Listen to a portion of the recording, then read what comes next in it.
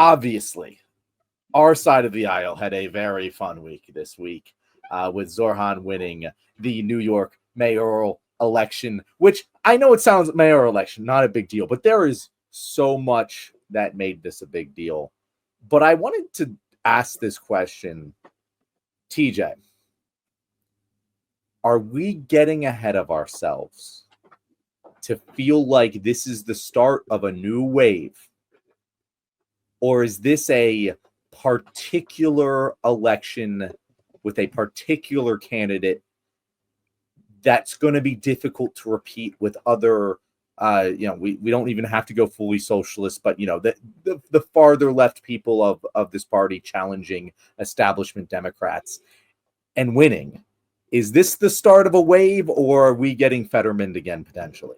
I think that we are definitely getting ahead of ourselves here. I am convinced of this. Now, I hope I'm wrong, because folks, he hasn't won the race yet. That's we have to be very clear about that. Yes, yeah. There's so much fuckery you're about to see over the next several months. You think you know what Islamophobia is? Oh my fucking God. This is going to make post 9/11 feel like a fucking Tootsie Roll factory. Man, it has been wild. And it is I haven't actually, I have seen Islamophobia like this, but it's the fact that I'm seeing it so strong now because there's been a shift. The September 12th.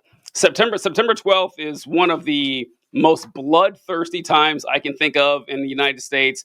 Everyone wanted to go to war. Everyone wanted revenge. Everyone wanted to turn the Middle East into a parking lot or turn it into glass. Like Sikhs were getting assaulted who aren't even Muslim. They're just brown and look different. That was the world that existed for several years after 9/11.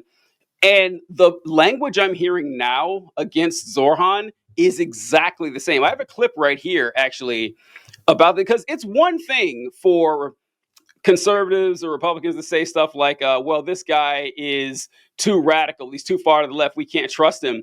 But now Republicans are saying stuff that I literally haven't heard since back in those days. And hold on. I can't pause this video. Let me see. I'll share it anyway. 4 years ago. And now radical Muslim you turn it up? Brought down the towers in September 24 years ago. And now New York City might... All right, try it now. Can you pull it back up? Yep. Radical Muslim fanatics brought down the Twin Towers in September 24 years ago. And now New York City might make a Muslim their mayor 24 years later. Zohran Mamdani became a citizen 7 years ago, got it, is a Muslim, which is part of the story. And I have been unafraid to point it out. Are you comfortable with both London and New York having Muslim mayors? I'm sorry. I think we should have a little bit of caution with that. All of the trillions of dollars we've spent on fighting the war on terror, all the American lives that have been lost here and abroad, have not prevented an anti-American Muslim from taking control of America's largest city. And so if you want government-controlled grocery stores and rent control and socialism at a level we've never seen and wealth confiscation and basically chase anybody that makes any money out of New York, I bet it will be a mass exodus the likes of which that city's never seen. All right. I just want to talk about the beginning ones right there, where people were focusing hard on the Muslim thing, saying, can you believe? I remember when 9/11 happened and there was John, do you remember the Ground Zero Mosque controversy? Do you remember that? Yeah. I do. Yeah. The idea of building a mosque 2 miles away from Ground Zero was enough to scare people into like shutting it down. I haven't seen anything like that since, but it's right back to war on terror days. The same war on terror that they said was a bad idea. The same war on terror they said, well, did more harm than good. They're right back at it. Oh, actually, we can't trust Muslims anymore. And no shame about it. That's the part that kind of weirds me out the most. TJ, so you're going to have a better memory of this than I did, because post 9/11, I was a little kid. But the blatant Islamophobia that like we just saw from Charlie Kirk, from Matt Walsh and Charlie Kirk, I guess that's not all that surprising, right? But like, to just say, after 9/11, I can't believe a Muslim became New York mayor. That is a level of Islamophobia that my memory hole doesn't remember happening even post 9/11. It was the quiet part back then, but I don't remember it being spoken so like out loud outside of like conservative talk radio, which again I guess is kind of what they are. But we had a Fox News anchor saying that. Like, am I wrong? Am I off? Was it that bad post 9/11 where people were just saying? Because I do remember the mosque thing. I guess that is a fine point. I was genuinely surprised. I thought they would go all in on the socialist thing, 1,000% sure. That doesn't surprise me, and we will get to that in a moment. But I was genuinely surprised by how blatant the Islamophobic attacks have been. Just mask off. I did not expect that to the levels that I have. I'm pretty sure I heard Andrew Cuomo say something about it.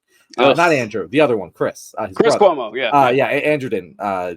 He's been gracious in defeat, far more gracious than he has been with the women that work for him. But am I off here, or did you feel the same way? So I felt the same way, but I did see this after 9/11. There was a lot of it. Do you remember? You've probably seen this clip when John McCain is running. He's not an Arab. He's a good man. Yeah, this happened all the time. To be fair, John McCain, I feel like that was a misspeak. like I feel like it just came out the wrong way. It's very funny. I don't feel like he meant it that way. For those of you wondering what we're talking about, back when John McCain was president in 2008, he was doing a town hall, and this old woman was asking him a question, and she says, "Let me tell you why I don't trust your opponent, Barack Obama. Reason number one, he's an Arab." And then John McCain rushes over and grabs the mic and he says, "Listen, no, we're not going to do that here in this audience. He's not an Arab. He is a good man, a family man." It's just like, and people like clap so hard for John. Oh, what a stand-up guy! He wasn't going to let anyone call Obama an Arab, and I know it's just, well, what is happening here? So yeah, you know what? Yeah, you're probably right. He probably even to say, no, well, I know what you're saying. You're saying that Muslims are they're bad people, and that's not true. But no, like the actual blatant hatred towards Muslims was wild back in those days, and I haven't seen it really since back then. Did you see the tweet that Andy Ogles? We have a representative in Congress named Andy Ogles, by the way. I don't know if you saw the tweet that he sent out about. No, I check don't this know out. That name off the top of my head. All right, so this is a tweet that he sent about Mamdani, and he said, "Zohran Little Muhammad Mamdani is an anti-Semitic socialist communist who will destroy the great city of New York. He needs to be deported, which is why I am calling for him to be subject to denaturalization proceedings. Here is my letter to Attorney General Pam Bondi." So, I mean, whoa. Little Muhammad is, oh my God. Little Muhammad, yeah, because being Muslim is bad, you see. And this is something that I talked about a lot when Obama ran for president, is that conservatives did this with him all the time, where they would say he was a Marxist Islamist, that he somehow was both a right-wing extreme religious fanatic and a Marxist. And they're doing the same fucking thing with Mamdani. Both a socialist and a communist. Somehow. Well, a socialist, a communist, and like a religious, like a religious fundamentalist Islamic. Yeah, two ideologies that can't possibly coexist in the same person. But it doesn't matter. They're both just, synonyms for bad. So they'll just call them that and stick everything at them. It's kind of insane. And I love, people say this all the time, and they're like, yeah, Phoebus, again, we're going to make fun of you. But yeah, you should totally trust the religion that says, "Oh, believers, take neither Jews nor Christians as guardians. They're guardians of each other. Whoever does so will be counted as one of them." Christianity tells me to fucking stone gay people to death. Like you can take an excerpt from any religion. They have something in their text that is fucking abhorrent. It's fucking terrible. You can do it to Christianity, you can do it to Judaism, you can do it to Islam, you can do it, maybe not to Buddhism, Kyle, I don't know. But like there is, like for most religions, there's something terrible about them. And if you take it out of context and just say, yeah, everyone believes that shit, it would seem pretty ridiculous.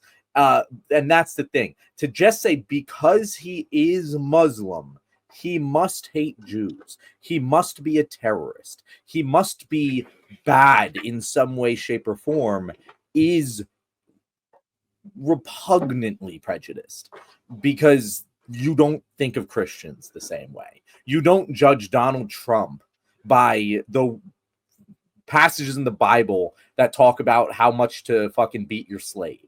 You know, like you don't judge Christians that way. So why the fuck you doing that with Muslims? It has never made sense to me. Well, and listen, I mean, I understand why, because you're fucking, bigoted, but well, yeah, and I mean, read what Martin Luther said about Jews, and see if we should not elect any Luther's office. And here's why it actually comes down to. Yeah, what's my opinion on Islam? Yeah, it's just as stupid as Christianity. It's just as barbaric. It's just as absurd, obviously. However, if Mamdani comes out and says, I'm a Muslim, the Quran says this, the Hadith says this, therefore this should be law, go fuck himself. No, that's awful. That's ridiculous. To my knowledge, he hasn't done that, right? That's my beef with Christian politicians isn't the fact that they worship Christianity. I think it's ridiculous. But if they go to church on Sundays, whatever, I don't care. Do what you want. But the second you become Ted Cruz and you say, well, since the Bible says this should be our national policy. No, that's crossing the line. The second Mamdani says, yeah, I'm a Muslim and I want to implement Sharia law, actually, I'll be all for it. I want Sharia law in New York City. I want Mamdani to come on stage and say, you know what?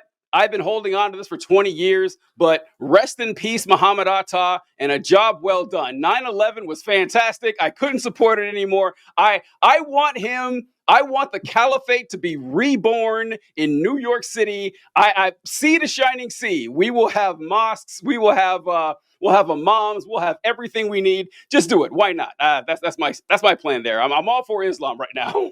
Well, I mean, so Tito, you're kind of like poking fun at this, but it is the thing that has kind of happened to the conservatives when it comes to the socialist attack, is that they, and we've been saying this forever, like they call every Democrat a socialist, communist, extremist. Yep. When you call every Democrat a socialist, communist, extremist, from Joe Biden to fucking Barack Obama to whoever the fuck it is, those words lose meaning over time.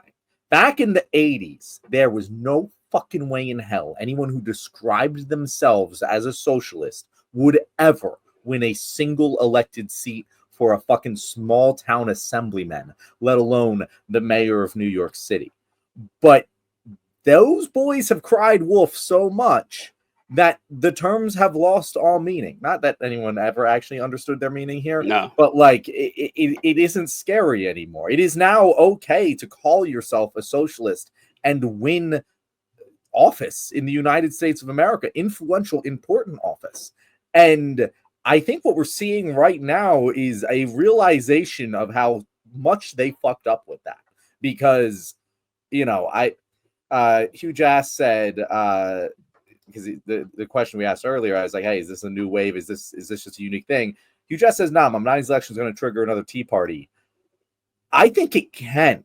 I think we're getting ahead of ourselves in terms of saying, declaring victory. But, like, he just proved it could be done.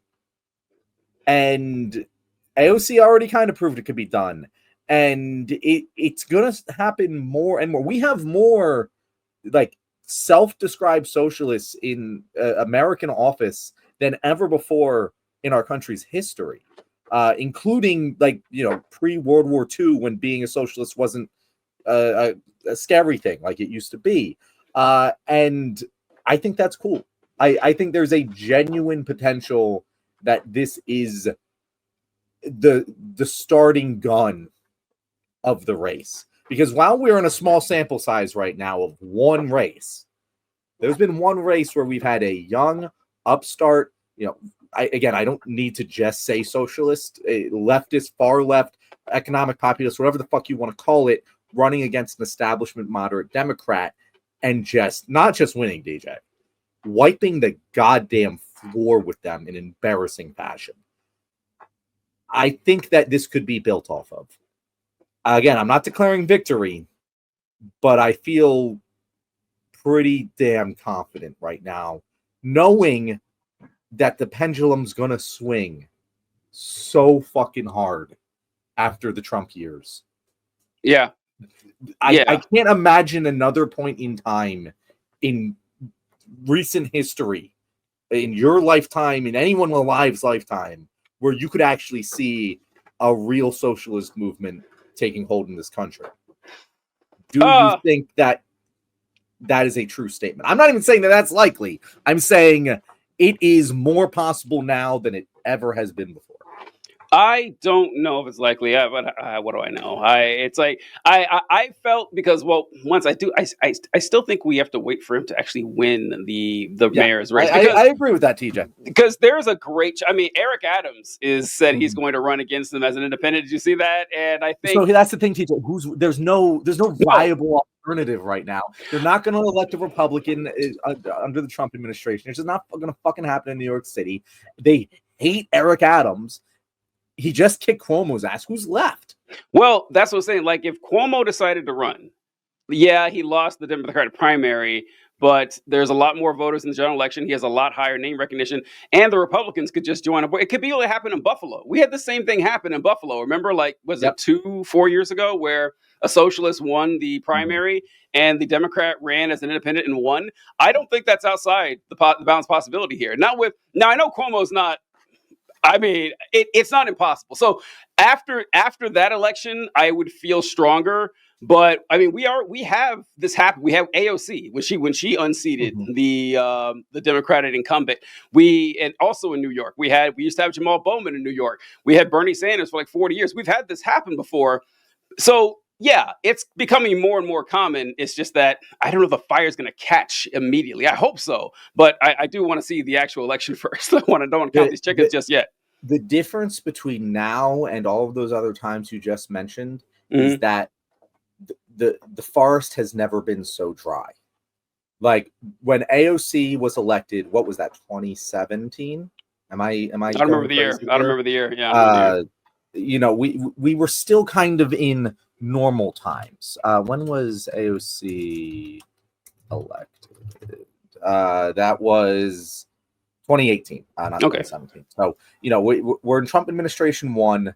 As weird and funky of a time as that was, I think we can all recognize it's not the state of America today. Back in 2018, it was the start of it, but we weren't here.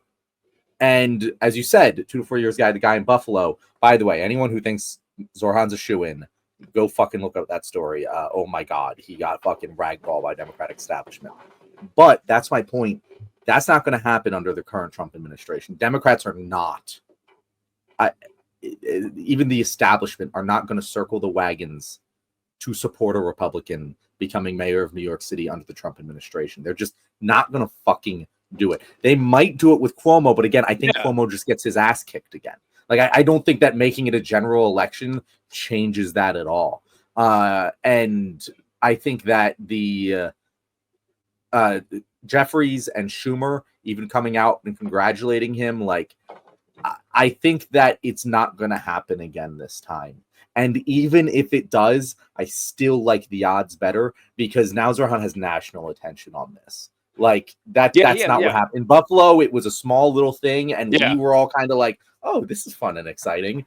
And we got the rug pulled out from under us. This now has national eyes and attention on a level where Democrats can't really pull that same bullshit without taking heat for it.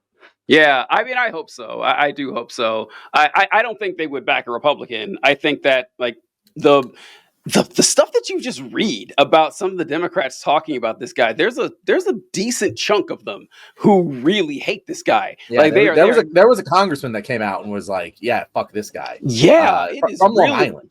It is really disturbing, like how like the vitriol you've seen of this guy, because he's like, yeah, I'd like some rent control.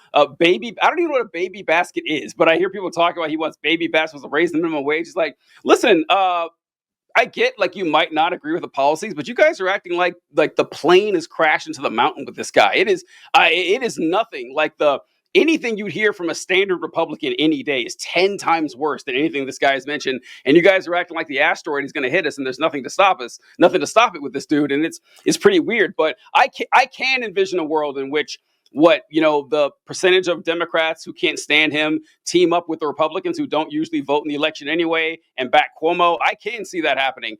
Oh shit, what was I going to say? The Republicans. The election. You might be onto something here, because I saw that in the 2024 election, Trump won 30% of the New York City vote, which is double what he won in 2020. And with Mamdani, I forgot actually what it come out to, but it was like 15 for any Republican that ran. But I think that just plays more into Trump, that Trump is just a popular guy. But I don't know. We'll see. I'm not sure how it's going to turn out, but I'm cautiously optimistic. That's how I'll put it. I'm cautiously optimistic. Another thing so have you ever heard of Run for Something? Yeah. So for those who aren't aware, Run for Something it's a relatively new organization that helps, especially young people, enter politics and run for something. Pretty good branding right there, right? And it helps people, run for local office, can acquire funding, it can help with, organizational support. And they said that since Mamdani won, more than 1,100 young people have reached out to explore a run for local office. The biggest spike that they've had yet. Cool. That's pretty cool. That's good. That's good. That's real. Like, we talk about this all the time, TJ, where it's like, yeah, you can't just be the Green Party and run for president every year and not get any local offices. You have to build this from the ground up. That's what's fucking happening here. One last thing, or I have one final thing to finish up with Mamdani, but one more serious thing. There's kind of a debate going on right now of, is it his policy or is it his campaigning that won him this race, or does Cuomo just suck? And obviously it's a factor of all of these things, right? We're not going to sit here and be hot take artists and say it was only this thing. But if you were to pick the thing that made him appealing, that hey, this is the blueprint that we should take moving forward, generally across the country, what would that be? Yeah, well, it's not going to be policy. I hate to say it. I don't think it was policy. There were. I saw a libertarian. When it comes, so I think it was vibes. I think it was his appeal and the fact that he ran, that Cuomo was his biggest competition. That definitely helped out. If Cuomo didn't have all that stuff saddling him, I don't know if the people in New York are going to be jazzed about specific policies. Yeah, maybe not. But I do think his presentation, the way his videos, his mom was a filmmaker, I guess. I guess a really famous one or something. I wasn't aware of her. No, she wasn't that famous. Okay. They called him a Nepo baby as a weird attack. She's like an indie documentary filmmaker or something. He grew up wealthy enough, it's fine, but it wasn't like he was running against Andrew fucking Cuomo. Yeah, I know, right? Yeah, such an not that insane level. insult. Yeah. And so, but I saw a lot of people commenting on his campaign videos and how they look different than your average politician. For one, he's photogenic, and he has a good smile. He's a good looking guy, and they use filters the right way. But I did see a commercial he did. I don't know the guy's name, but he was some libertarian, and he says, "Listen, I'm as anti-left and anti-socialist as it gets, but this is a great commercial." And it was about him going to this food truck, this halal food truck, and how the prices had. Oh, you see it? You see it? Yep. Yeah, it was he called it halal or something. Yeah, halal-flation. It was make halal $8 again or something. Yeah. And he was saying that in order to get your food truck, you have to pay $400 to the city, but $10 grand to some private licensing agency. And he said, why? Why does it need? He's yeah, we don't really need that much. The state controls this, or the city controls this, right? Why do you need this private entity? Turns out you don't. He says, yeah, we can just do this. We can cut out the middleman. It'll save you money. You can charge less. People enjoy it more. That stuff, as simple as it is, simple, easy stuff. People complain a lot about the socialism, the creepy, scary, I gotta pay taxes. And I get it, honestly. I do get why people are upset about paying taxes, because the deal that the government makes with you, you pay taxes, we give you stuff in return. It's the whole reason taxation exists. So we can have roads, so we can have fire departments, so you can have schools. And then, if we have a good enough base, we can make your life better with some healthcare, with some law enforcement, regulation, so people aren't putting sawdust in your bread, just making sure everyone's life's okay. But the American people have gotten used to paying taxes and getting shit in return, not getting much at all. So I get it. When conservatives say, I don't want to pay money to the government because they don't spend it well, and a lot of times they're right. A lot of times they don't. We're yeah, they should though. And they get mad. Like when Mamdani says, yeah, we're going to have government grocery stores. They lose their minds. You tell them, oh, we're going to have healthcare. They think they're so used to the government screwing you over that when politicians promise things to their constituents, people think it's cheating. It's like, no, you can't do that. No, sorry. Like that's breaking the rules. The government's not actually supposed to help you out. So Yeah. that putting that vibe out there and like hyper specific cases that apply to people's lives directly, that policy I think does work. So like you mentioned, it's a confluence of everything, but lighter on policy and more on personality, I think. Yeah, no, I agree with that. I'm very interested to see. By the way, we had an excellent debate going on about the grocery stores in our comment section that like we were talking about other stuff that like we just didn't get to. And honestly, I haven't even looked into the policy that much, TJ. Like I've heard about the grocery store thing, which I think has potential to fail and potential to be really good. Again, it's more of it's one of those things where the policy I'm sold on, the execution is what will determine if it works, and that could be ranging widely. Because when it comes to the grocery thing, for example, yeah, we have like so many food deserts in this country. We have so many places in this country where people do not have access to proper nutrition, and that costs us so much. When someone doesn't have access to proper nutrition because they don't have a grocery store with good food near them that they have access to, that ends up having health complications for them. And when they have health complications, their insurance company loses money. And when their insurance company loses money, your insurance company charges you more. And we're all interconnected in that way. So it is a communal benefit for us all to have access to affordable, good, nutritional food, right? And if the private sector ain't fucking doing that, which it isn't, that is where the government should step in. And if maybe it'll be fucked up and it'll be like the DMV and it won't work. And you know what? At least we fucking tried, because we know the system we have right now ain't fucking working.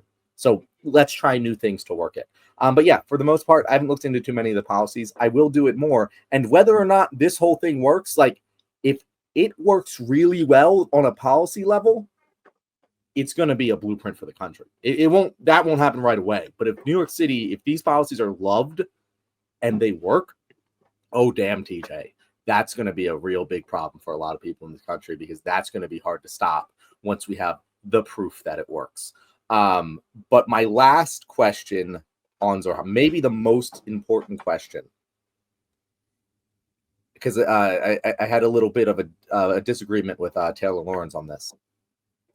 Is it the Zohran-assance or the Mamdani-assance? Oh no! Again, I'm a Mamdani-assance guy because I think it fits better, but I can also understand Zohran-assance. Wow, I haven't heard this, but picking between the two, I have to go with Zohran-assance. I like how that sounds. Okay. I like it better. But that's all right. I'll think about it. Yeah, one of them is going to stick. It's too obvious. One of them is going to stick. We'll figure out what it is. Thank you guys for watching to the end of this video. You either just watched me and TJ, or you got all three of us. If it was just me and TJ, make sure to subscribe so you can see the video with Danny here as well, because he was an excellent guest. And after you watch that video, you're probably going to want to know where to find him. So Danny, how about you tell people where they can find you online? Yeah, you can just put my name into Instagram and Threads. That's where I do most of my written work. I also do a ton of stuff on YouTube. I have a podcast. Most of it is health and fitness centric. I try to take the most evidence-based approach I can to just making like being in shape, having a reasonable amount of muscle, not more body fat than you want, and still like actually fucking enjoying food. I try to make that as accessible as I can. And right now I'm very much focusing on pushing back against Maham and trying to undermine the validity of that to these men we're talking about, to hopefully create a permission structure for them to come back and join us in actually making a healthy America, which I do think is super possible. We're the richest country on earth, and there's no excuse for us not to have the healthiest, happiest people. No fucking excuse at all.